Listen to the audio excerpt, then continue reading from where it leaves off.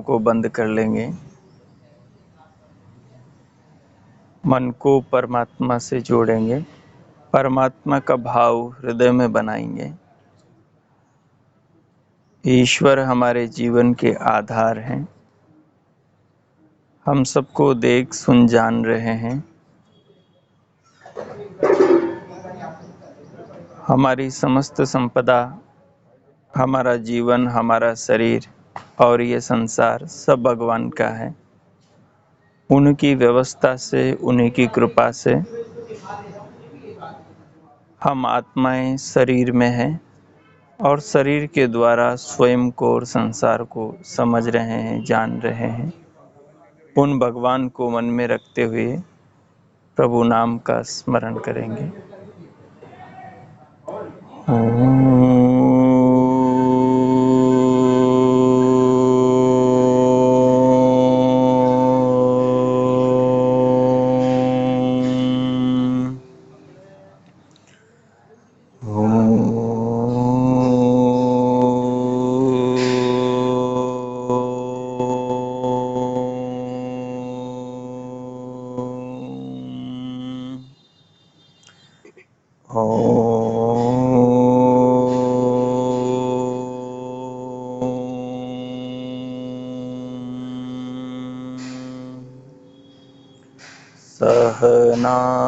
सहनाववतु सहनौ भुनक्तु सह वीर्यं करवावहै तेजस्विनावधीतमस्तु मा विद्विषावहै। ॐ शान्तिः शान्तिः शान्तिः। ओम। दोनों हथेलियों का परस्पर घर्षण करें, मुखमंडल का स्पर्श करें, उंगलियों के मध्य से पलकें खोलते हुए फिर भीतर से बाहर आए।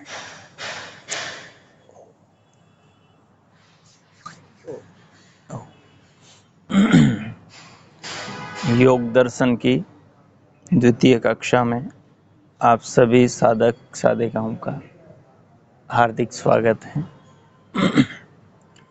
पिछले दिन हम योग दर्शन के योग शब्द पर विचार कर रहे थे कि योग का मतलब क्या होता है। योग के 2-3 अर्थ थे, उनमें से हम एक पर विचार कर रहे थे कि युजर योगे अर्थात आत्मा को परमात्मा से जोड़ने का नाम योग है। इसी को दूसरे शब्दों में ईश्वर प्रणिधान भी कहते हैं और ईश्वर प्रणिधान की व्याख्या करते हुए महर्षि वेदव्यास उसी को विशेष भक्ति भी कहते हैं। योग क्या है? आत्मा को परमात्मा से जोड़कर जीवन को जीना। इसी का नाम ईश्वर प्रणिधान भी है। ईश्वर प्रणिधान भी है और ईश्वर प्रणिधान का मतलब भक्ति विशेष है। और भक्ति विशेष को खोलते हुए क्या लिखते हैं वहाँ वेदव्यास जी? भक्ति विशेष का मतलब है कि ईश्वर को अपने अनुकूल करना। ईश्वर को अपने अनुकूल करना। ईश्वर को अपने अनुकूल कैसे किया जा सकता है? ईश्वर का जो आदेश है उस आदेश का पालन करके ही हम ईश्वर को अपने अनुकूल कर सकते हैं। ठीक है। हम ईश्वर से गलत काम तो करवा नहीं सकते। हम गलत करेंगे तो हमारे गलत कार्य को तो ईश्वर एक्सेप्ट करेंगे नहीं। ठीक है ना? क्योंकि जो वो देना चाहते हैं और जो हम लेना चाहते हैं वो चीज़ हमें तभी मिल सकती है। उस चीज़ को पाने के लिए जो उन्होंने नियम बनाया है हम उस नियम का पालन करेंगे तो वो चीज़ हमें उनसे मिल सकती है। और हम उस नियम के विपरीत चलेंगे तो वो चीज़ हमें उनसे कभी नहीं मिलेगी।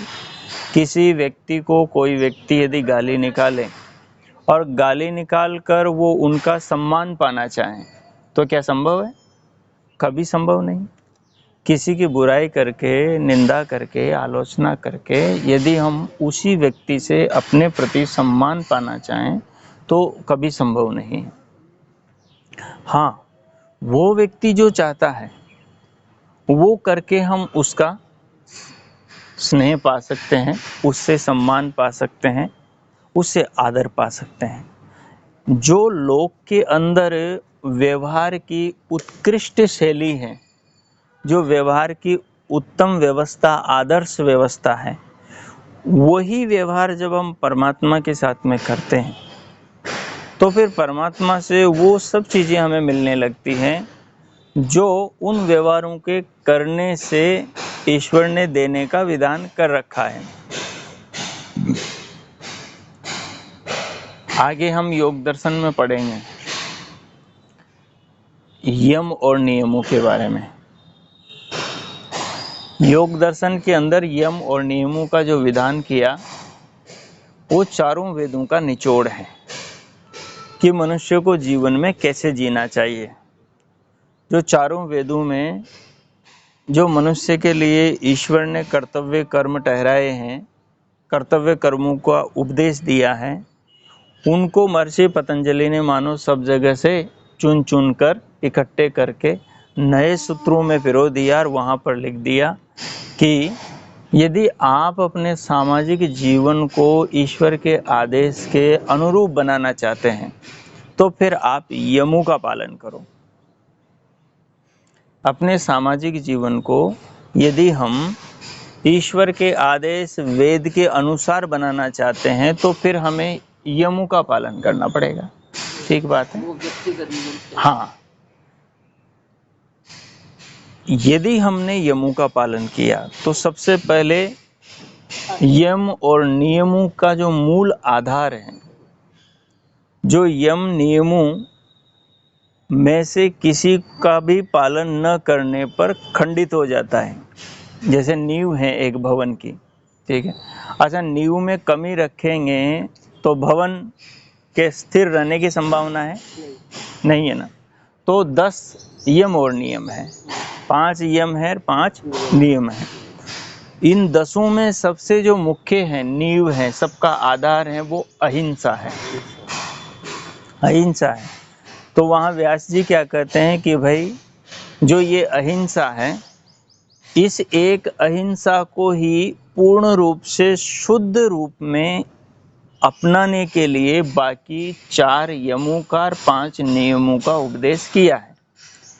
यदि आप इस अहिंसा को परिपुष्ट पवित्र रूप में वास्तविक स्वरूप में जीवन में उतारना चाहते हो, पूर्ण रूप से अहिंसक बनना चाहते हो, तो फिर बाद के जो 4 यम है, 5 नियम है, उनका पूरा पूरा पालन करो। ठीक है। जो इनका पूरा पूरा पालन करेगा वही सच्चे अर्थों में साधु कहलाएगा, वही सच्चे अर्थों में ईश्वर भक्त कहलाएगा।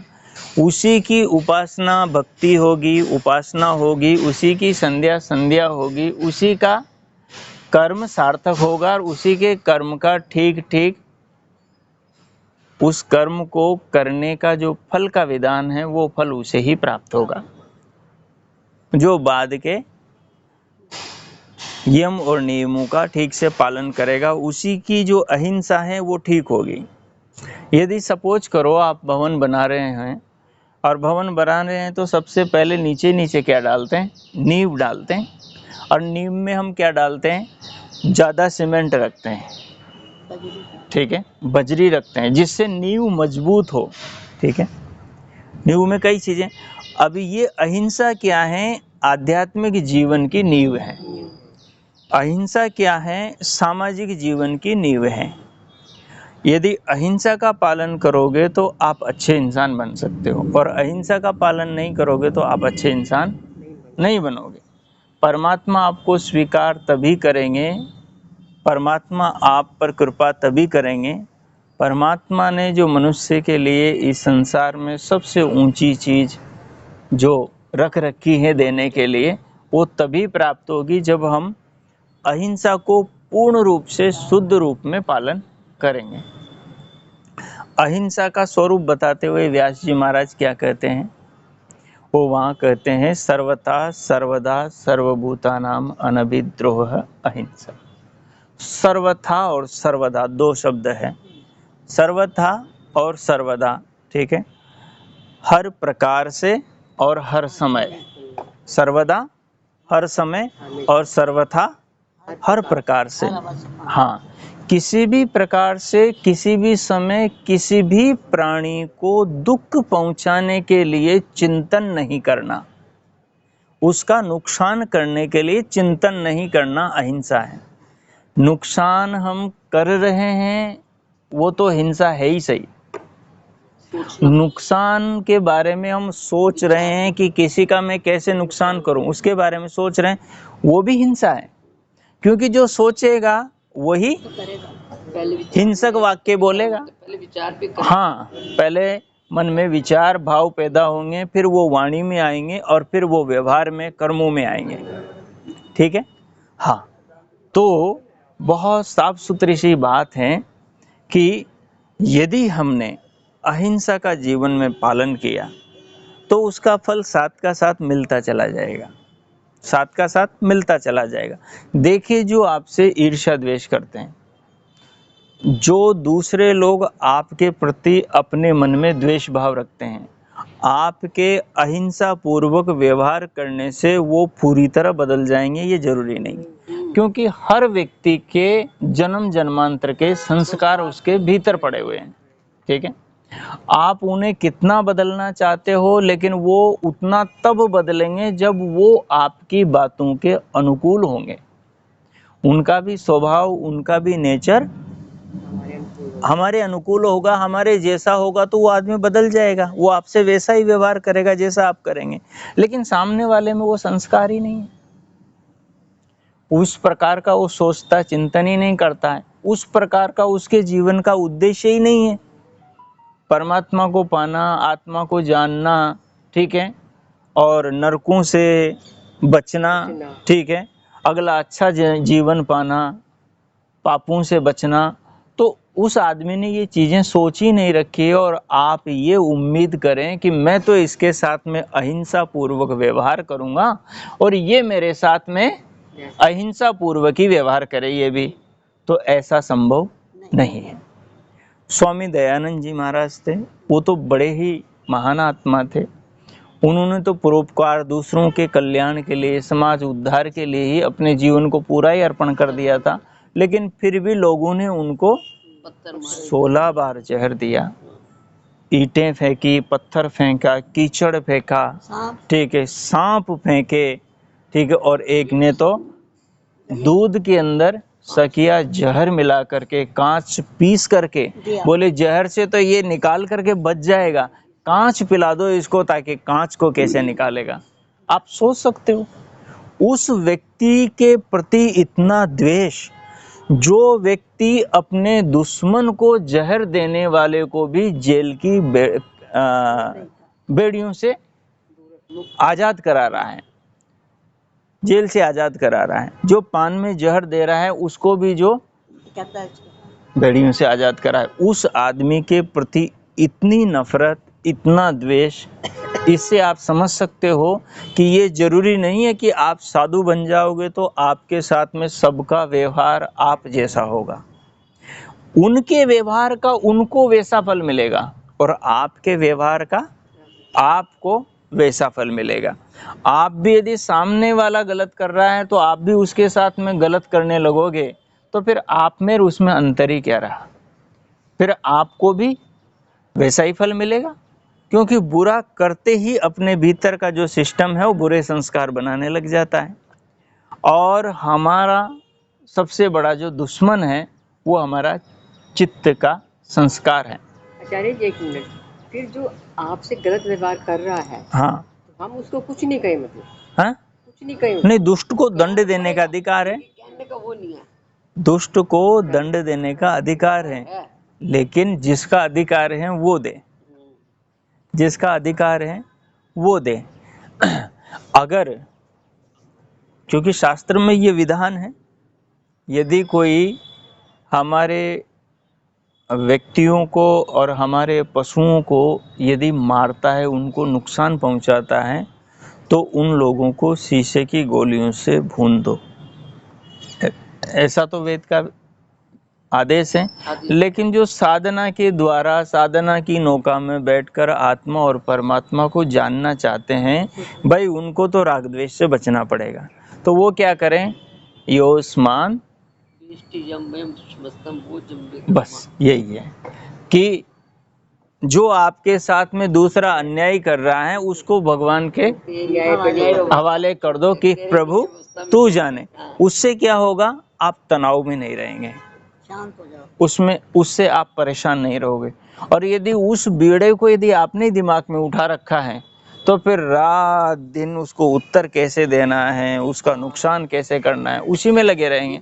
कितने वैज्ञानिक थे, कितने वैज्ञानिक स्वामी थे। दयानंद कितने वैज्ञानिक थे, उन्होंने 6 बार हाँ। इस चीज को बोला है, जबकि बोला कि तू उत्तर से मेरी रक्षा कर रहा है, पूर्व से कर रहा है, पश्चिम से कर रहा है, उत्तर से कर रहा है, दक्षिण से कर रहा है, नीचे से कर रहा है, ऊपर से, तुम्हारा चारों से रक्षक है। आगे भी तू तेरे ऊपर रक्षक है, आगे भी जो हमारे से वैर करते हैं हम करते, तूने इसको संभालना है। तूने हमने कुछ किया तो तुम्हारा रक्षक है, प्रेरक है। हाँ।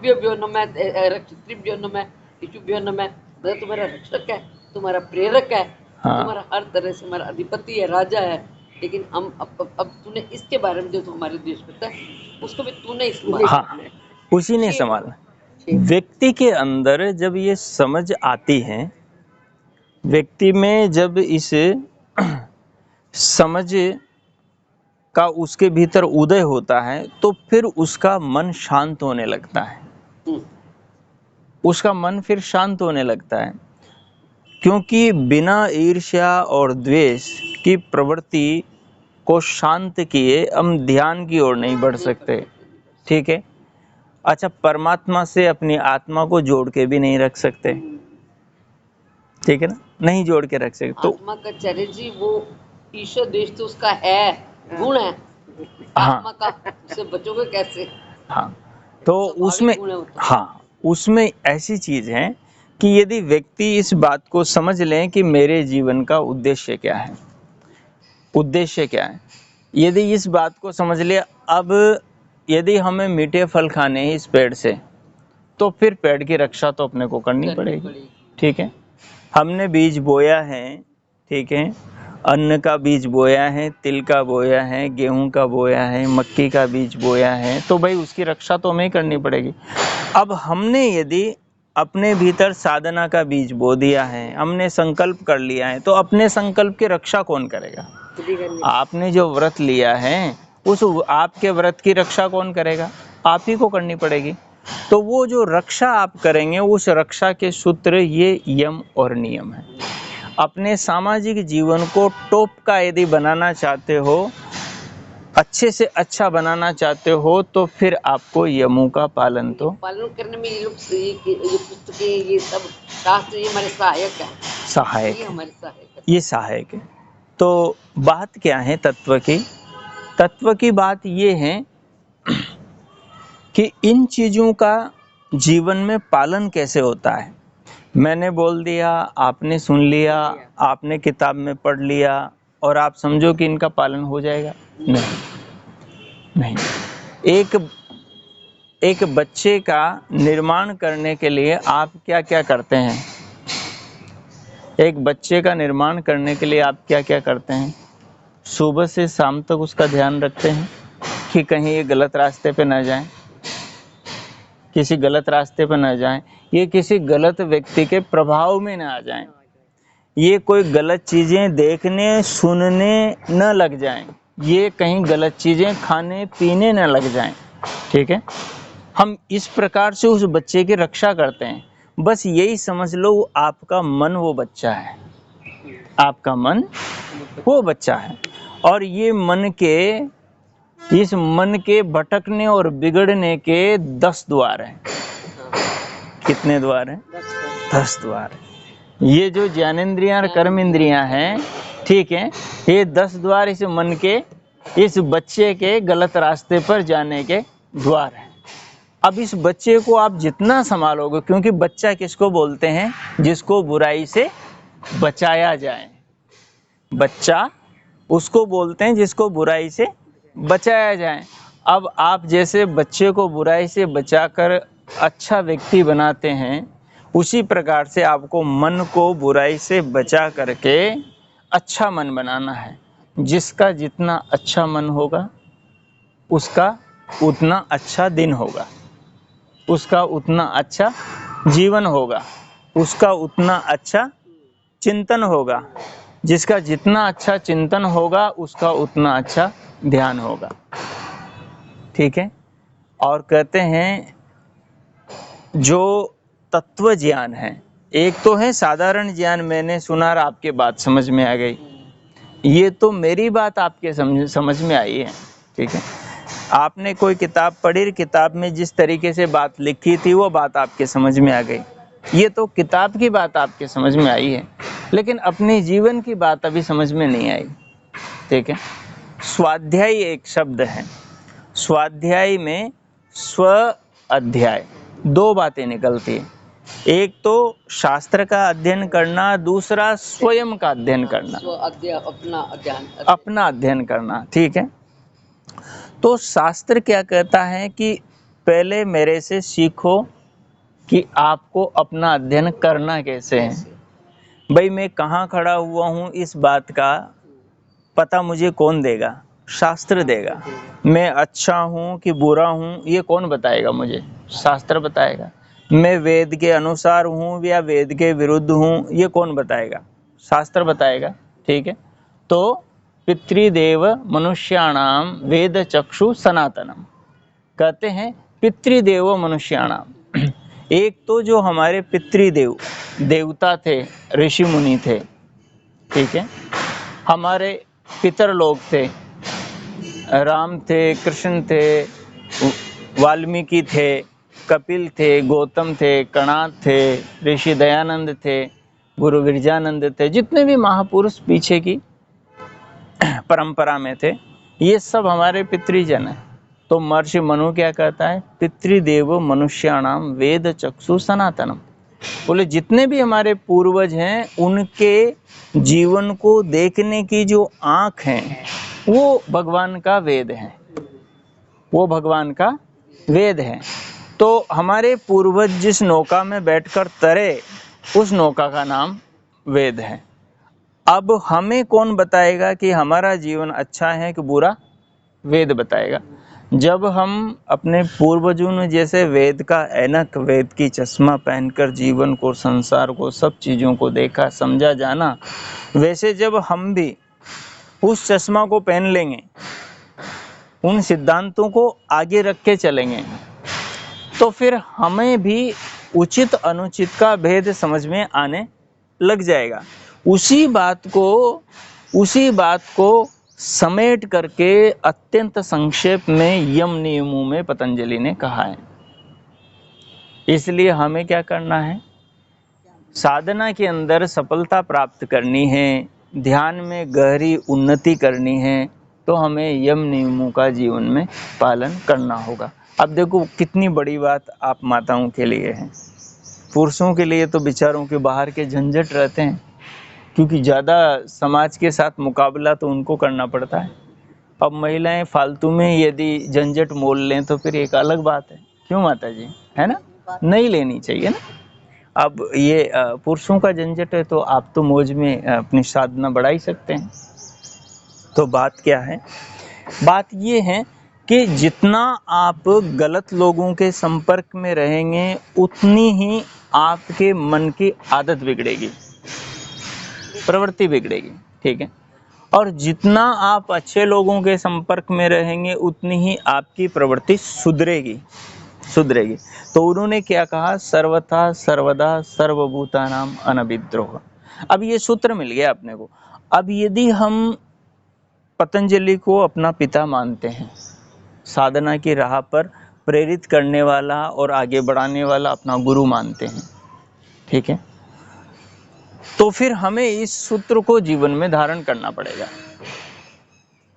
अब इस सूत्र को हम अपने गुरुजनों में देख सकते हैं, स्वामी दयानंद सरस्वती में देख सकते हैं, उन्होंने इसको अपने जीवन में धारण किया, तभी तो 16 बार जहर खा लिया। लेकिन मुझे एक बात बताओ, उन्होंने जहर तो खाया, उन्होंने जहर तो खाया, दूसरों ने उनको जहर दिया, ठीक है, लेकिन क्या उनके जहर खाने से या उनके साथ जो अन्याय हुआ उस अन्याय को भोगने से उनका कोई नुकसान हुआ? भाई ये समझने की बात है, विश्लेषण करना हमें आना चाहिए। एक तो आत्मा है और दूसरा शरीर है, ठीक है। युद्ध के मैदान में श्री कृष्ण रथ में बिठाकर अर्जुन को ले आए और दोनों सेनाओं के बीच में लाकर खड़ा कर दिया, और सेनाओं के बीच में खड़ा करने के बाद में क्या कहते हैं, बोले उठा गांडीव और तीर और इन राक्षसों को मार जो समाज के लिए खतरा है, अहितकारी हैं, इन शक्तियों को कुचल दे जो समाज के लिए विनाशकारी हैं। जब अर्जुन ने आंख उठाकर उनकी ओर देखा तो उनको उसको सारे अपने परिजन नजर आए, ये चाचा हैं, ये ताऊ हैं, ये काका हैं, ये दादा हैं, ठीक है। हाँ, ये सारे आते ही उसको मोह ने घेर लिया। अब मोह ने घेर लिया तो वो कहता है कृष्ण से, बोले हे केशव, आप कह रहे हो इनको मार दे? बोले इसने तो मैं बचपन में जब छोटा सा था तब मेरे को गोद में खिलाया था, और ये तो मेरा उस समय घोड़ा बना था, पीठ पर मुझे खूब घुमाया था, और इसने तो मेरे सने हुए धूल मिट्टी के वस्त्रों से मेरे को गोद में खिलाया था, और तुम कह रहे हो इन पर तीर कमान चला दूं? ये कैसे संभव है?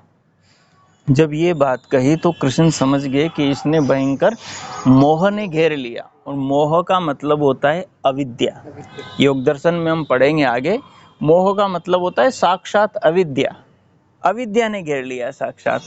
अब देखो आप कमाल की बात, जब कृष्ण को ये बात समझ में आई तो फिर कृष्ण उससे कहते हैं, बोले तू रास्ता भटक गया है, तू ये क्यों समझता है कि तू इनको मारेगा? बोले वो तो मरने वाले है ही नहीं, आत्मा तो अजर अमर है, उनकी आत्मा तो मरने वाली है ही नहीं, उसको तो मारा जा ही नहीं सकता। और तू ये समझता है कि शरीरों को तू मार देगा तो शरीर तो वैसे भी मरने वाले हैं, तू नहीं मारेगा तब भी शरीर तो मरेंगे, आज नहीं तो कल मरेंगे। तू इनको मार करके इस देश को पाप से बचा लेगा, बुरे दिन देखने से बचा लेगा, और इनको बुरे कर्म करने से बचा लेगा। हाँ, यही तेरा क्षत्रिय धर्म है कि तू समाज को दुखों से बचाएं और दुख देने वाले दुष्टों को दंडित करें, यही क्षत्रिय का धर्म है। और तू इस धर्म का पालन करेगा तो तुझे मुक्ति मिलेगी, और तू नहीं करेगा, ठीक है, तो समाज में तो आगे जाकर ये अनिष्टकारी शक्तियां उपद्रव पैदा करेंगी, सही, ठीक है, और तू भी नरक में जाएगा, पाप का भागी बनेगा, क्योंकि तू कर्तव्य से च्युत हो गया, ठीक है।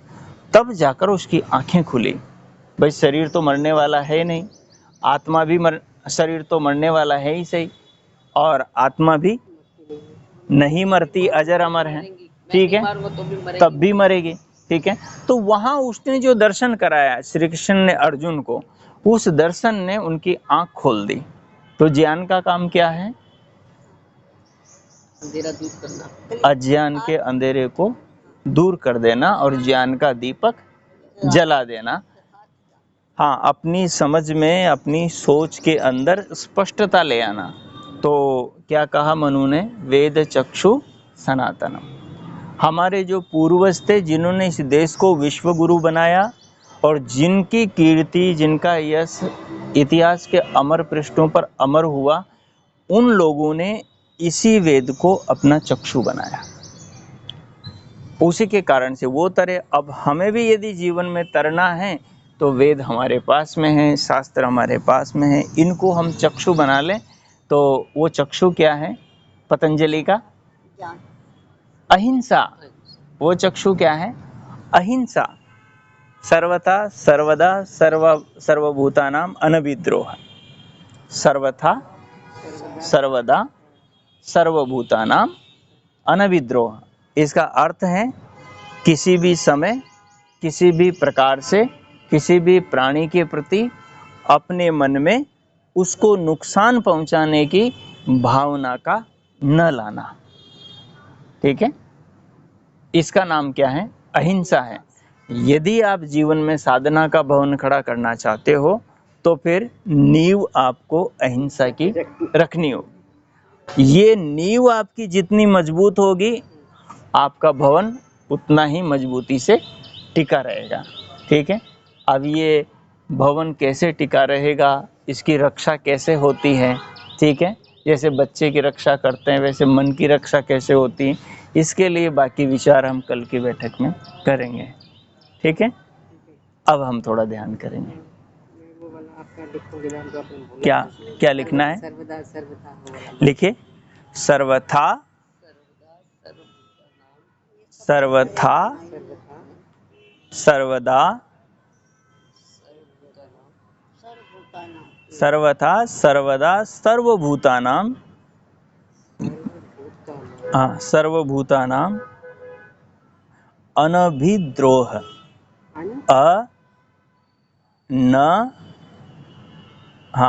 न के आगे एक मात्रा और भी लगाइए, फिर भी लिखिए, द्रोह, अनभिद्रोह, द्रोह, द्रोही नहीं, द्रोह, अनभिद्रोह, हाँ, अनभिद्रोह। ठीक है, हाँ, किसी भी समय, किसी भी प्रकार से, किसी भी प्राणी के प्रति अपने मन में द्रोह का भाव, उसको नुकसान पहुंचाने का भाव न लाना अहिंसा है। किसी भी समय, किसी भी, हाँ, मुक्ति इसलिए सरल नहीं है क्योंकि कंडीशन बड़ी भयंकर है। हम जिस धारा में बह रहे हैं ना संसार में, ये उससे बिल्कुल पलट हैं। स्वामी सत्यपति जी ऐसा कहा करते थे, ऐसे हमारे गुरुजी जनों से हमने सुना कि वो कहते थे भक्ति की राह खांडे की धार है, जरा से चूके, जैसे वो बद्रीनाथ की जाते हैं ना, बोले कि एक पट्टी पर से जाते हैं, इधर फिसल गए तो इधर चले गए, उधर फिसल गए तो उधर चले गए, बर्फ में गिर गए, बस यही बात है। इसमें सावधानी की अत्यंत आवश्यकता है। तो अब इसी सूत्र पर हम ध्यान प्रयोग करेंगे। ठीक है, 15 मिनट का ध्यान करेंगे। थोड़ी रूपरेखा बता दे जो नए पे, हाँ, क्या करना है थोड़ा बता दे। ध्यान में अभी हमने जो अहिंसा के ऊपर विचार किया है, ध्यान में बैठ कर के आपको शुरुआत में तो श्वास का अनुभव करना है। श्वास का अनुभव करने से होता क्या है, शरीर के अंदर सत्व गुण बढ़ता है। अब जैसे ही शरीर में सत्व गुण बढ़ेगा तो सत्व गुण बढ़ते ही 3-4 काम करता है। एक तो आपके शरीर को हल्का करता है, वो तमोगुण और रजोगुण को घटाता है। तो तमोगुण घटते हैं तो आलस्य, प्रमाद, उबासियाँ, ये सब दूर हो जाते हैं, और रजोगुण घटते ही मन की चंचलता दूर हो जाती है। तो सत्वगुण बढ़ते ही शरीर हल्का हो जाता है और मन एकाग्रचित हो जाता है। ठीक है, तो जिस विषय से मन को हम जोड़ते हैं उस विषय से मन हमारा जुड़ा रहता है, यदि उस विषय का ज्ञान हमारे पास में है तो। ठीक है, उस विषय का ज्ञान अपने पास में है तो अभी जो हम ध्यान करेंगे उसका ज्ञान तो हमने अभी उस पर तो विचार किया। ठीक है ना, अब ध्यान में क्या करना है आपको, पहले हम 4-5 बार परमात्मा के नाम का मानसिक स्मरण करेंगे, भगवान से मिले जीवन को अनुभव करेंगे, और उसके बाद में फिर ये जो अहिंसा वाला सूत्र है उस पर आप विचार करेंगे कि अपने जीवन के अंदर हिंसा कितनी है, हम दिन भर में कितनी हिंसा करते हैं। आज सुबह से अब तक के बारे में सोच लेंगे, कल के बारे में, बीते हुए कल के बारे में सोचेंगे, तो उससे क्या होगी, जैसे आपने सोचेंगे कि 5 लोगों के प्रति, 2 लोगों के प्रति मेरे मन में वैरभाव आया, ठीक है, तो वो वैरभाव आया तो उसके संस्कार पड़ गए। पीछे जो वैरभाव के बारे में सोचा तो उसके संस्कार पड़ गए। अच्छा, अभी जो ध्यान में आप सोचेंगे इसका विपरीत काम होगा। जब आप द्वेष भाव से चिंतन कर रहे थे किसी के अनिष्ट का, तो उसका संस्कार अलग पड़ेगा, वैसा ही पड़ेगा।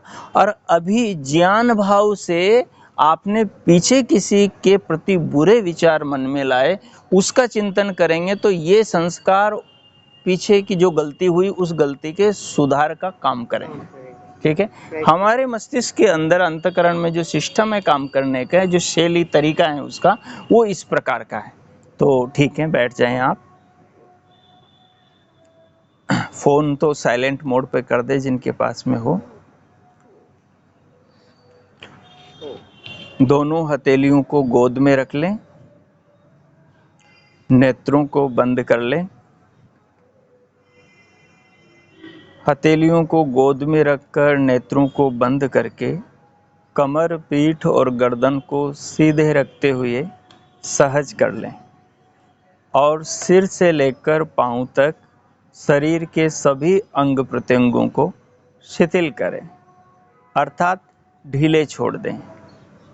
अर्थात शरीर के किसी भी अंग पर मानसिक रूप से दबाव न हो, जैसे पलकों में बिछाव हैं, ललाट पर सलवटें, मुट्ठियों में बिछाव हैं, कंधों में खिंचाव हैं, इस प्रकार का न हो।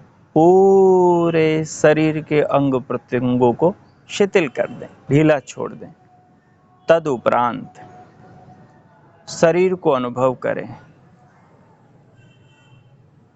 मुनियों की तरह, सिद्धों की तरह, ऋषियों की तरह, योगियों की तरह पूरे शरीर को अनुभव करें।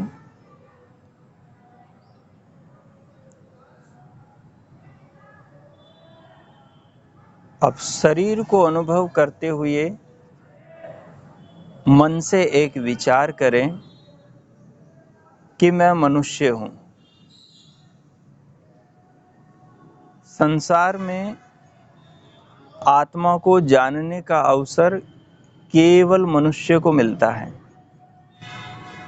संसार में सबसे श्रेष्ठ उपहार शरीर परमात्मा केवल मनुष्य को प्रदान करता है। हमारा सौभाग्य है कि हमें मानव का शरीर मिला है। इस शरीर का, शरीर के भीतर के अंग प्रत्यंगों का, विशेष करके मन का सदुपयोग करना हमारा कर्तव्य है, हमारा धर्म है। परमात्मा हमारे अंदर बाहर सर्वत्र विराजमान है।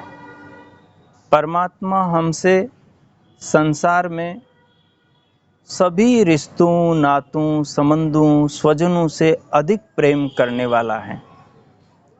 परमात्मा की कृपा से हमें हर पल नया जीवन मिल रहा है, नई श्वास मिल रही है, नया प्राण मिल रहा है। ये जो श्वास मिल रही है, ये परमात्मा का प्रेम है। इसी से हम जीवित हैं। इसी श्वास से हमारा जीवन चल रहा है। ये श्वास हमारे जीवन का ईंधन है। तो इस श्वास के प्रति अपने भीतर श्रद्धा के भाव लाएंगे और इस श्वास को देने वाले परमात्मा के प्रति अपने भीतर समर्पण का भाव लाएंगे। अब धीरे धीरे बाहर से भीतर श्वास को, प्राणवायु को लंबा गहरा लयबद्ध करते हुए भीतर लें। आवाज नहीं आनी चाहिए, धीरे धीरे लें और उसे अनुभव करें।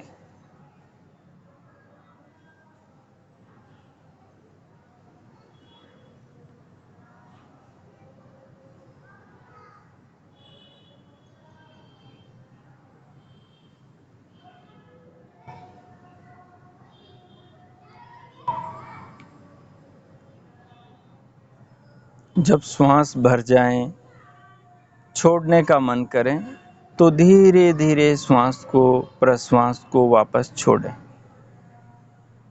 पूरी छोड़ देने के बाद, निकाल देने के बाद फिर से धीरे धीरे श्वास भीतर भर लें।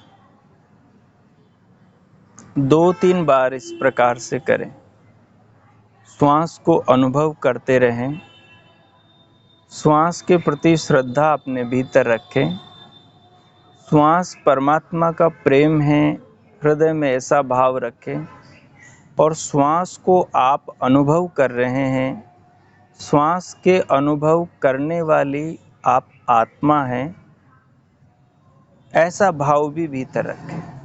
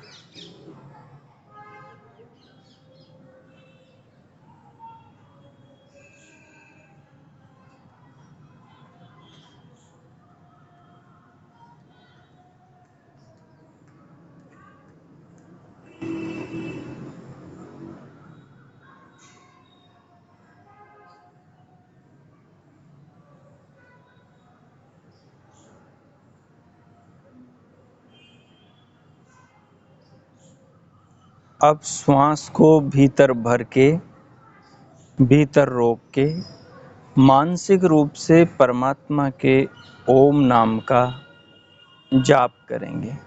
मन ही मन में जाप करेंगे और जाप के साथ साथ पूरे शरीर को अनुभव करेंगे।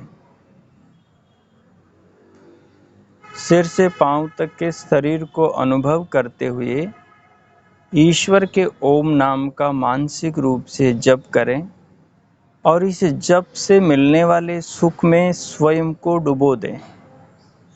इसकी अनुभूति में स्वयं को डुबो दें और इसके आनंद में स्वयं को आनंदित करें। 4-5 मिनट आप ये प्रयोग करें।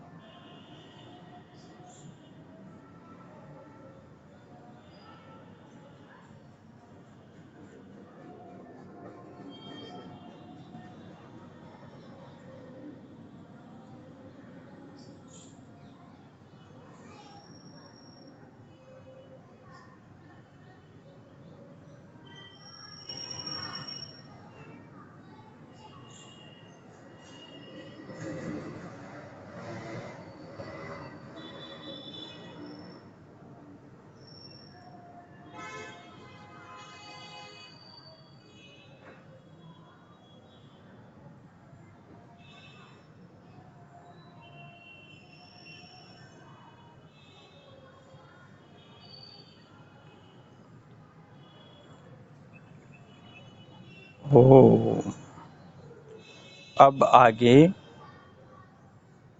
श्वास को लेते और छोड़ते हुए सहज रूप से श्वास को आने जाने दें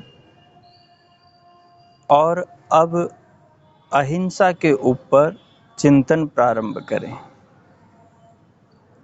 परमात्मा के नाम ओम का मानसिक जप बीच बीच में करते हुए, बीच बीच में जप को रोकते हुए अहिंसा पर चिंतन करें। सर्वथा सर्वदा सर्वभूतानां अनभिद्रोह। किसी भी समय, किसी भी प्रकार से, किसी के प्रति भी अपने मन में बुरा न सोचने का नाम अहिंसा है। बुरा सोचने का नाम हिंसा है।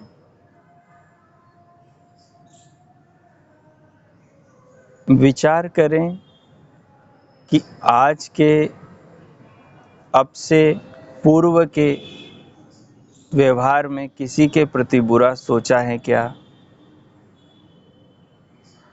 कल के दिन के बारे में, वह जहाँ भी आपकी स्मृति जितने भी दिन पीछे जाती हैं, सोचें, विचार करें।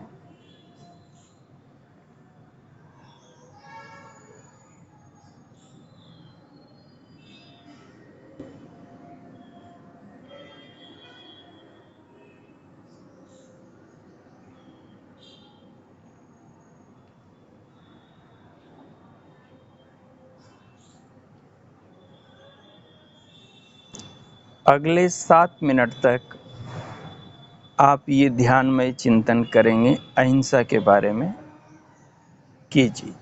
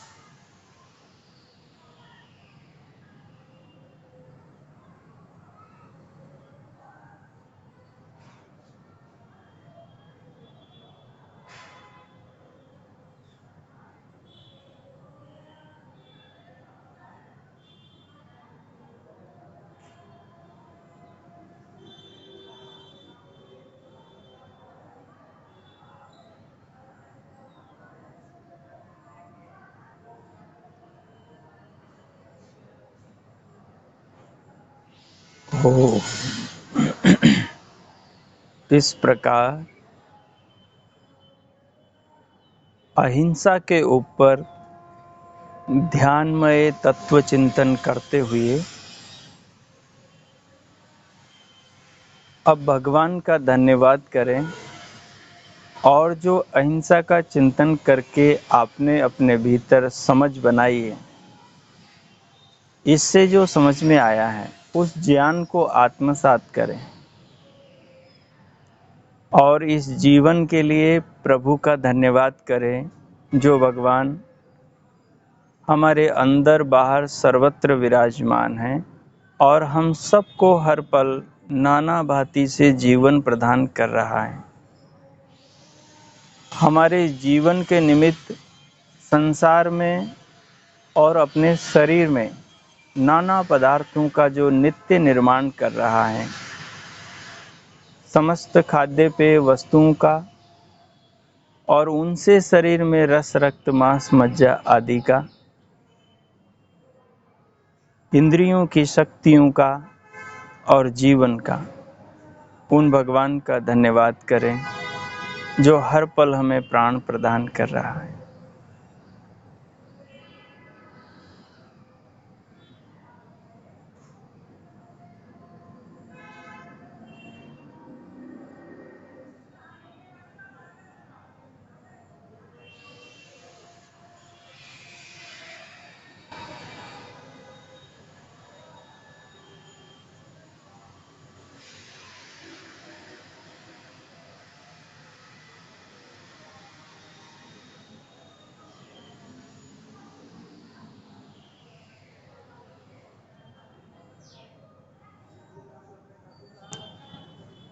इस प्रकार प्रभु का धन्यवाद करते हुए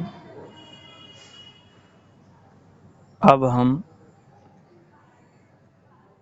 शांति पाठ करेंगे। आचार्य जी कर ले, पहले संध्या ने साथ कर ले। 3 बार शांति पाठ करेंगे। ओम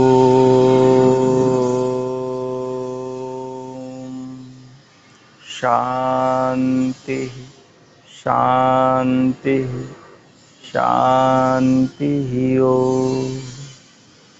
दोनों हाथों की हथेलियों का परस्पर घर्षण करें। उष्ण हथेलियों से पूरे मुखमंडल का स्पर्श करें। उंगलियों के मध्य से पलकें खोलते हुए भीतर से बाहर आ जाएं। बाहर आकर सहज हो जाएं।